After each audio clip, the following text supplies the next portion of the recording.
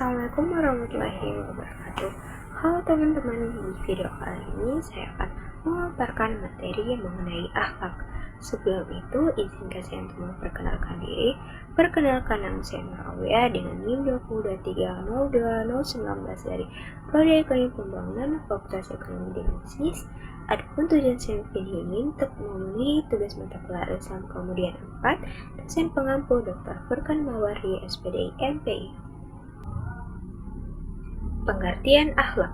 Secara bahasa, akhlak berasal dari kata Arab khuluq yang berarti perangai, budi pekerti atau tingkah laku. Secara istilah, akhlak adalah sifat atau perilaku yang tertanam dalam diri seseorang yang mendorongnya untuk berbuat secara spontan tanpa perlu dipikirkan terlebih dahulu. Perbedaan antara akhlak, etika, dan moral. Yang pertama yaitu akhlak bersumber dari ajaran Islam yaitu Al-Quran dan Sunnah Rasulullah SAW. Sifatnya tetap dan tidak berubah oleh waktu atau tempat. Tujuannya untuk mencapai ridha Allah dan menunjukkan keimanan seseorang. Contohnya jujur karena Allah memerintahkannya, sabar menghadapi ujian, dan menghormati orang tua. Yang kedua adalah etika, bersumber dari pemikiran manusia, adat atau filsafat. Sifatnya dapat berubah sesuai budaya dan kondisi masyarakat. Tujuannya menentukan perilaku yang dianggap pantas secara sosial. Contoh, sopan santun berbicara, berpakaian rapi saat di tempat umum.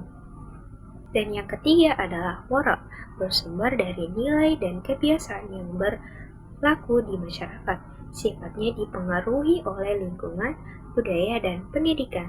Tujuannya menilai baik buruknya tindakan menentu standar sosial. Contohnya menolong orang lain dianggap bermoral, berbohong dianggap tidak bermoral. Sumber akhlak dalam Islam. Yang pertama yaitu Al-Quran. Al-Quran adalah sumber ajaran Islam dan pedoman hidup bagi umat manusia. Di dalamnya terdapat banyak perintah untuk berbuat baik dan larangan berbuat buruk. Dan sesungguhnya engkau Muhammad benar-benar berbudi pekerti yang agung. Quran Surah Al-Qalam ayat 4. Akhlak yang baik harus mengikuti tuntunan Al-Quran seperti jujur, amanah, sabar, adil, dan penyayang. Yang kedua, as-sunnah atau hadis Rasulullah. Sunnah atau hadis menjadi sumber kedua setelah Al-Quran. Rasulullah SAW adalah teladan terbaik dalam berakhlak. Sebagaimana dijelaskan hadis, sesungguhnya aku diutus menyempurnakan akhlak yang mulia. Hadis riwayat Ahmad. Perkataan, perbuatan, dan sikap Rasulullah menjadi contoh nyata penerapan akhlak dalam kehidupan. Yang ketiga adalah ijma atau kesepakatan ulama. Ijma adalah kesepakatan para ulama terhadap suatu hukum atau nilai setelah masa Rasulullah. Dari ijma lahir pedoman moral dan akhlak yang membantu umat Islam memahami dan menerapkan nilai-nilai kebaikan di berbagai situasi zaman. Dan yang keempat atau yang terakhir itu akal sehat atau ijtihad. Akal digunakan untuk memahami dan menerapkan ajaran Al-Quran dan Sunnah dalam kehidupan modern, selama tidak bertentangan dengan keduanya. Dengan akal, manusia bisa menilai mana yang baik dan buruk berdasarkan prinsip-prinsip Islam. Akhlak sebagai modal sosial bagi keberhasilan hadap seseorang Muslim. Akhlak memiliki peran yang sangat penting dalam kehidupan seseorang Muslim, karena menjadi modal sosial yang menentukan bagaimana seseorang diterima, dipercaya, dan dihormati di tengah masyarakat. Akhlak yang baik bukan hanya mencerminkan keimanan seseorang, tetapi juga menjadi kunci keberhasilan dalam berinteraksi dan membangun kehidupan yang harmonis. Seorang muslim yang berakhlakul karimah akan selalu bersikap jujur, amanah, sopan, rendah hati, dan tolong-menolong.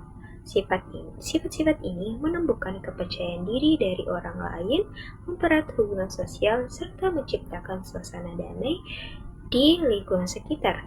Dengan akhlak yang baik, seseorang akan mudah bekerja sama, dihormati, dan dicintai oleh sesama, sehingga mempermudah jalan menuju kesuksesan dunia maupun akhirat.